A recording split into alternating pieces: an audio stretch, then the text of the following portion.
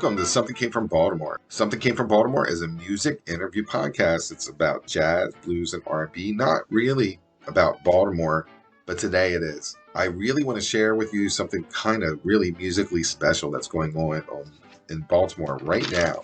It's the love for the jazz pioneer, guitarist from Paris. It's Django Reinhardt. The Baltimore Django Reinhardt jazz community is strong and thriving. They have an annual Charm City Django Jazz Festival every summer, and there's an all-star jam that meets once a week to play the classics, performed by Django Reinhardt and violinist Stefan Grappelli. There's one man, Michael Joseph Harris, who is keeping the love for Django Reinhardt alive in Baltimore. Music fans, when visiting the city, you have to check out the Charm City Django Jazz Festival. Normally, I make a joke like, let's come to Baltimore and spend your money, but we don't want you to live here because the rent will go up. Well, that joke is now over. The rent is up. So come on into Baltimore and make it your home.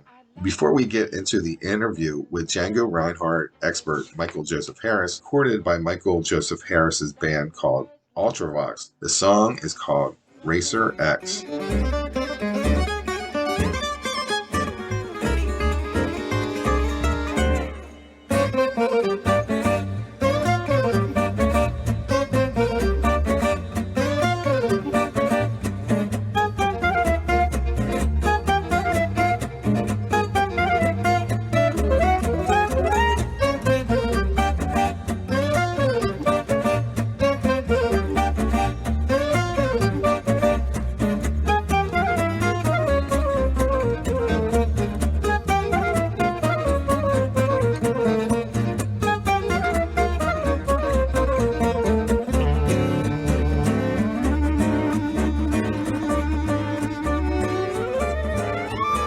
Michael Joseph Harris, welcome to Something Came from Baltimore. Pleasure to be here. Thank you. I'm a fan of your work. You're keeping the torchlight burning for Django Reinhardt and the qualities that go around that artist. It's really exciting to talk to you. We'll talk about what you're doing to keep that flame burning. You maybe for some people who, believe it or not, are not really familiar about this artist, it's a good time to reflect and talk about how great an artist this guy was. Do you think you can just give us a synopsis of like where this guy came from? Many guitarists comment when they hear the music of Django Reinhardt, it like transports them and they think, how could this guy do this on an acoustic guitar and sound so amazing? Even if you don't like swing music, you know, which is mostly what he played was swing music of the era. It just sort of like transcends the genre itself and has this whimsical kind of like sophisticated mixed with like sort of an intimacy in the way he plays everything. Like the chords are unique, the melodies are really sophisticated and always feel fresh. Like the melody is never played the same way. And he has these sort of riffs that he came up with that are really based in romantic classical music, because that's what was in his head when he was young. Just to start with, who was Django Reinhardt and how did he come to really change guitar forever? That's a really cool question. And I really wish an actual movie was made about his entire life because it is quite epic and kind of miraculous. So we start with who's Django Reinhardt in the beginning. Well, he's born into a family. He was born in Belgium, but we really spent most of his life nomadic near Paris with a caravan. And similar to, you know, for lack of a better comparison, someone that might grow up in circus culture where they move from place to place.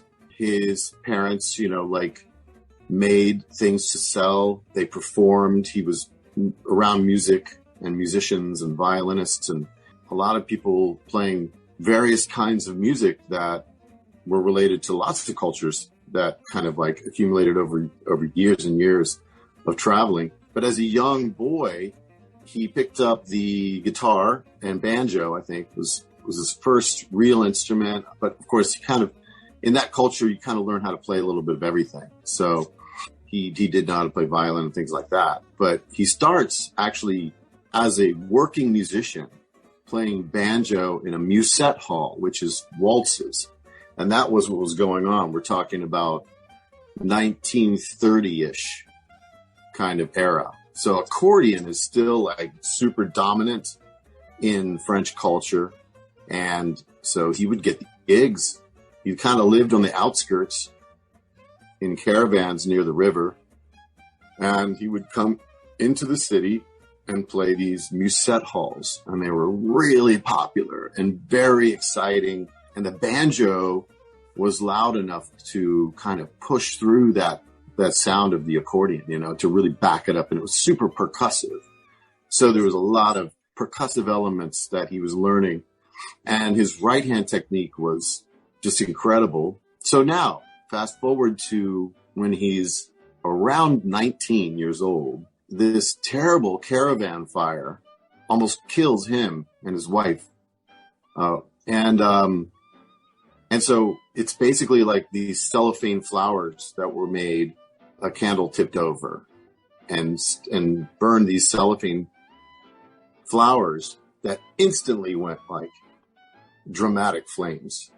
So they survived, but he had a terrible, terrible burn on all the left side of his body. And it ended up atrophying and mangling kind of these two fingers. So, I mean, they said he probably wouldn't even walk again at that point. And he did walk and he played guitar, but he had to learn how to play guitar with these two fingers for all of his solos. He had limited use of these. They kind of like were stuck in this position. So he could use them for a chord, and he came up with these brilliant chord shapes because of that. So right when that moment happens, jazz is hitting Paris hard. All the mostly African-American jazz players are there, like really rocking it. And, you know, they call it Tumul Noir. And it was like the craze of, you know, Paris, and people were either like, what is this crazy music? Or they were like so hip into it, you know? And there was like dancing getting started. Josephine Baker landed in Paris in 1927, became the biggest act in Paris. So you're talking jazz is really competing for people's attention from those musette halls, starting to be like jazz clubs. And Django sees the jazz and hears it on records and different things, and it just instantly becomes part of his playing style and repertoire as a guitarist. And especially, I think, during his recovery period from his burns, I think he sat with a guitar and just kind of had that in his head the whole time, along with the romantic classical music that he grew up with, and all the folk music, like the folk music of the traveling people. And at some point, let's see, around 1934 or something, he meets Stepan Grappelli, which is the violin player that he would play with a lot in the Hot Club of France. The kind of band credited with sort of like creating what's known as gypsy jazz now, or jazz manouche. It was called hot jazz then. All it was, all strings. So it was like a bass, fiddle, and 3 guitars and a violin. And they would play all the swing tunes of the era, but really like put their mark on it, you know? So that's what started him playing just swing music pretty much the rest of his career. It was all, and he played like boleros and different things like that, but it was mostly swing music. His technique on the left hand with the 2 fingers, he just like figured out so many things that you wouldn't think of with 4 fingers, really. These massive arpeggio runs and really cool things that emulated horns in a big band. Very percussive right hand. He had his band, his rhythm guitar players played what's called La Pompe, which is the pump, and they had no drummer at the time, so the 2 guitar players would really be the rhythm behind Django and Stefan. With these, you know, very, very strong swing feel. So that was kind of the mark of it. And then he just went on to develop more and more and more as a player, but didn't live long. So we don't have a ton of footage. We have he made a lot of records, but we don't have very much in terms of video footage. But he did create a legacy in Europe, and I've been there many times and played with the people that play out there. And it's just amazing, the cultural phenomena of like his music and how it really inspired so many people and still does. Yeah, it's weird. It's like a time capsule. Anyone who listens to this music, you're like, I know this sounds familiar. It's always been in the background of my life. I watched videos to prepare for this. There's a couple of actual videos of his hands. And that right there is stunning, just to see him go up and down the fret with two fingers, and the other two are mangled. And I mean, Eddie Van Halen could never pull this off. Whatever he was doing was amazing. And that alone, he had a smile on his face, and he had a pleasant demeanor for what he was producing. The union between the two of those with Stefan is also like a landmark. I think most jazz wasn't bringing in, as far as I know, there was no violin like lead at that time period. There was Joe Venuti in the States, I believe, and Eddie Lang. They were kind of the closest to it. And there is sort of like a simultaneous thing happening there. But Stuff Smith, and there were some violinists, but no one made it like as popular as Stefan Grappelli did. I don't think. Like when I'm reading on this, it talks about how famous they were and how they were leading in jazz, but world music in general is not like it is now, where, you know, things are happening, you know, in Africa, and we're kind of familiar with it like in about a month or two. So it feels like there's no equivalent to what they were doing, and there's no one that sounds like them in America. There may be parallels, but what they were doing is different. It feels to me, if I were, like, I'm a little older, but it was that box set that came out in 1970, where it was all these records of like his whole set that really brought everyone to the forefront. Said, okay, everything's cleaned up, everything sounds great, everything's at one spot, and people just got to marvel as to like the genius of what this guy is, what he has to offer. Yeah, for sure. The sound quality is a hindrance to some certain people getting the full impact of the music. But like you said, some of those were cleaned up, and even still now, like right now, there's the Duke Ellington live show was being cleaned up and made sonically much better, so that, you know, I mean, I don't mind scratchy stuff and like all that old music. I totally dig it, but I do sometimes think, well, I can't really show this to a certain person because they're just gonna hear the scratchiness of it. But some people really just get into the almost like the reverie of that old sound, and that's like, I don't mind it at all. But you're right, it does help when the sound quality is better. You can only imagine what it was like just live. And they, you know, when they did those old records in the beginning, it was just one microphone, and they had a limited amount of time. That's another thing that's very interesting about that era, is that we really can't go back then and see what they played in clubs, because it literally could not be recorded in that length. So they had to make their songs short for the purpose of the recording. You know, I don't know much about the like what the implication of that is, but it just sticks with me in my mind as something very interesting. You know, could you imagine like just seeing Django just kind of cut loose at a jazz club in 1935 instead of being limited to 2 or 3 minutes? The part about how a lead guitar in a jazz band is not very common because of the lack of amplification. I've seen you live. Now you guys have, it looks like almost a different form of a guitar. I don't know if it's the original type of guitar that he had. Like, it looks like a lute almost, where it's not deep. It's not a deep well for sound. It's something different. So what kind of guitar was he using at that time? Well, the guitar that Django is most known for using is the Selmer Macaferi style guitar, which is, it's just a brilliant design it's almost like what the Dreadnought is for bluegrass music. This guitar became for swing music, but it has it doesn't have a lot of bass overtone, and doesn't really like get in the way of the frequencies of the upright bass. Mm-hmm. It's very punchy. There's grand bouche and petite bouche. You know, it's a small mouth, big mouth. One's like a D-shaped kind of hole, and one's a petite bouche. And the petite bouche is usually used for leads, but both are used for everything. Anyway, Django always had the petite bouche. I think he did have a grand bouche a couple times, but you know, those guitars are just sonically, they're great because you can push them. And what I mean by that is put a lot of pressure and weight using your hand. The right hand technique is extremely important with these. It's totally different than anything you would learn in the States. It really is a very unique approach that Django is known for.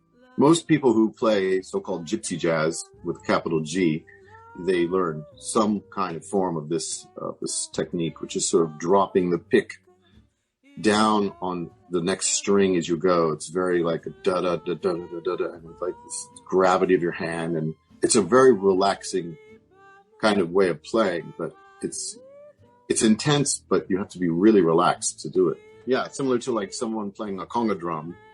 You couldn't play the conga drum like this. You have to loosen up to play, to get that slap and to get those tones, and also just to play for so long.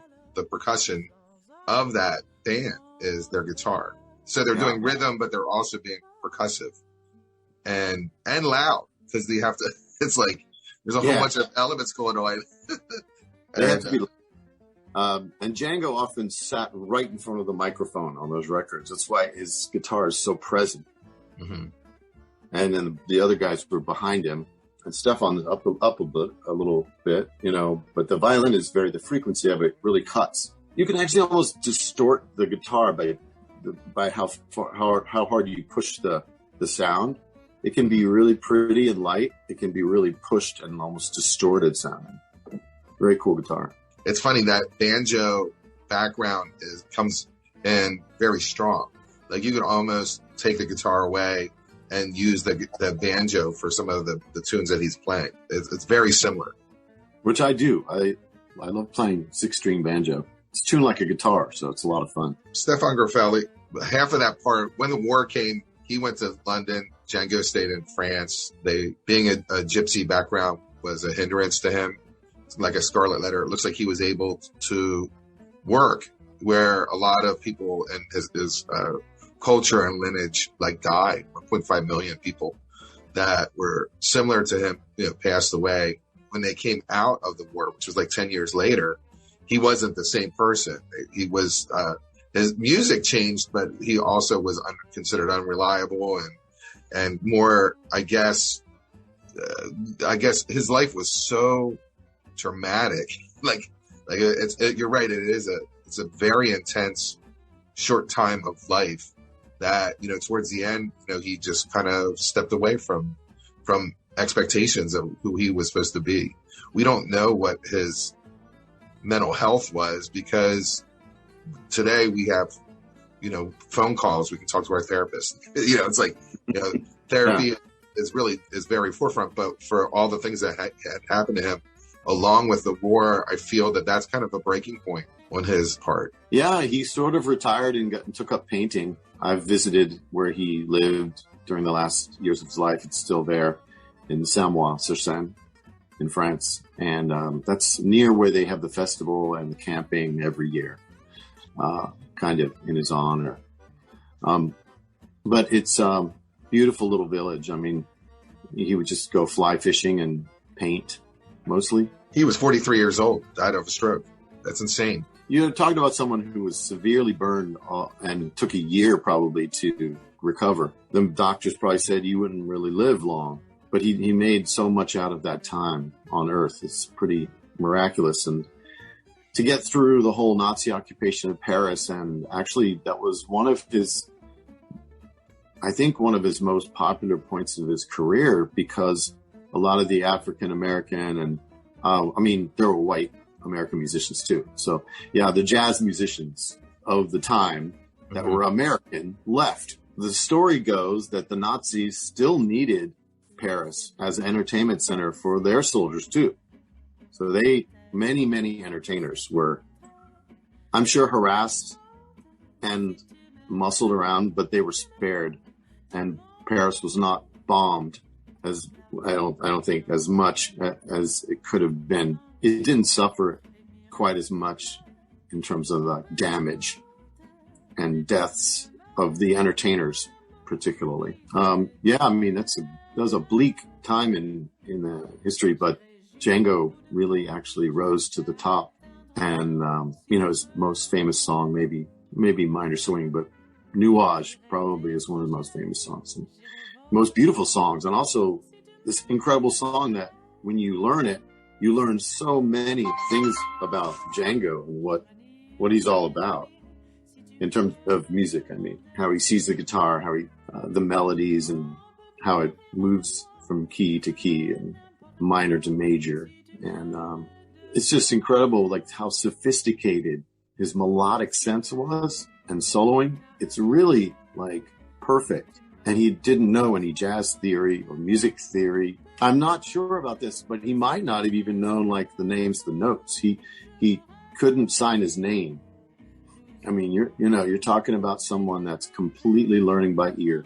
Mm-hmm. And if you listen to his solos and analyze them, it's just like, whoa, he's playing, like an altered scale melodic minor idea, or he's playing, these incredible augmented sounds, or these whole tone scales and diminished patterns that makes perfect sense.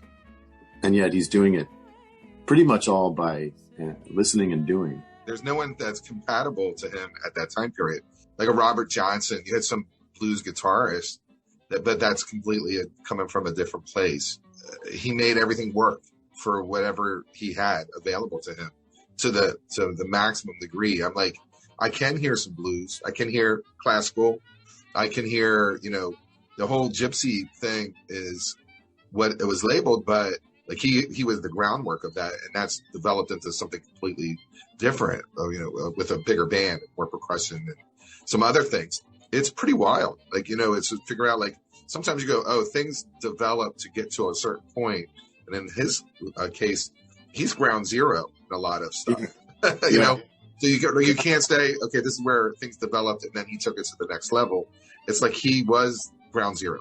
In so many ways. And when I turned to him to sort of like learn more about the music, it was like I was learning guitar over again. Uh-huh. Do you feel that Pepe Le Pew is a good caricature of him? Because Pepe looks like him, and then the manner is of Charles Boyette. I never even thought about that. I'm sorry. Pepe does look like him. I didn't know that. Wow. Potentially derogatory, or whatever. Now it is. Yeah. Well, I can't comment on that really. Just something to think about. Pepe Le Pew has been cancel cultured out just by the way he degrades women or lack of whatever. So I remember being a kid and watching it and making none of those associations. Just enjoying it. He looks like Pepe, like face wise.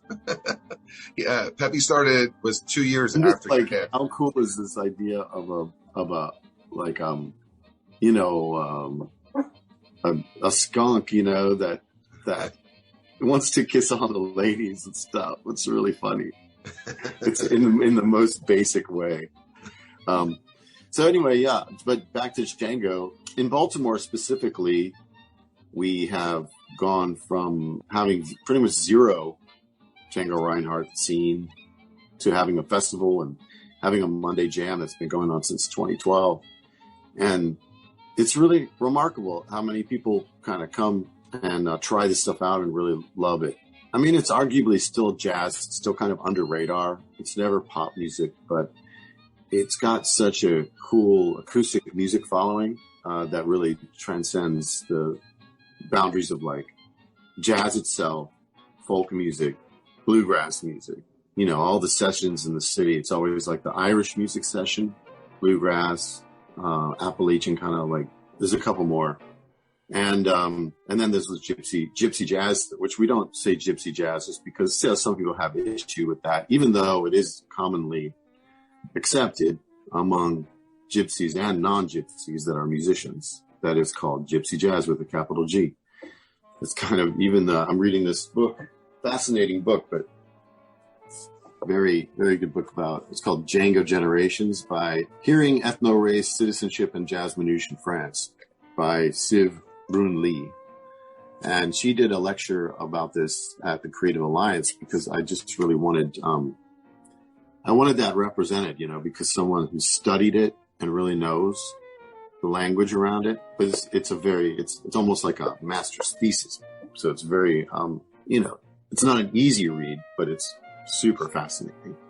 And anyway, the reason I brought that up is because you do have these things where it is kind of a loaded word. So we say Django Jazz. So it's Baltimore Django Jazz Jam. And we have a Baltimore Django Reinhardt community page as well. Our club started for me just to play Django Reinhardt style music. And mostly it was duo, trio. And then it became more and more people. And I did 4 CDs and, ended up being, it's like, 26 people or something are musicians are represented on those recordings. So it became a big kind of community thing. And now it sort of just takes shape with, different concepts, different things. Like I might do the old Stefan Grappelli Django sound, playing various kinds of repertoires. Or we might add drums and do the late 40s kind of sound, which Django ended up playing electric guitar later. He kind of always liked Charlie Christian, wanted to play like that a little, I think. So yeah, there's a lot of different kind of configurations, but the purest thing, and really like most people associate with Django, is that 3 acoustic guitars, acoustic upright bass, and violin sound. But I mean, there's a huge legacy from that now, all kinds of cool players and really very sophisticated music. Like one of my favorite bands, Les Doigts de l'Homme, from France. Incredible band. I feel like that we barely scratched the surface. Michael Joseph Harris, thank you very much for joining me today on Something Came from Baltimore. My pleasure. Thank you. Appreciate it.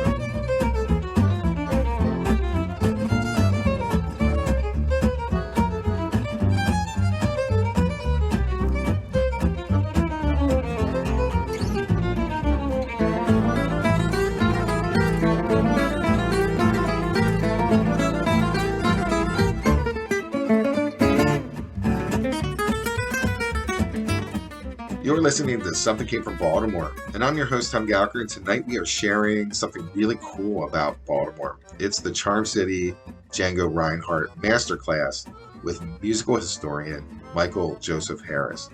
Come to Baltimore and check it out. Support Something Came from Baltimore in oh so many ways. Like subscribe to the podcast, write us an email, flip it to 5 people, and support us via Patreon. Thank you for your support, and Baltimore is awesome.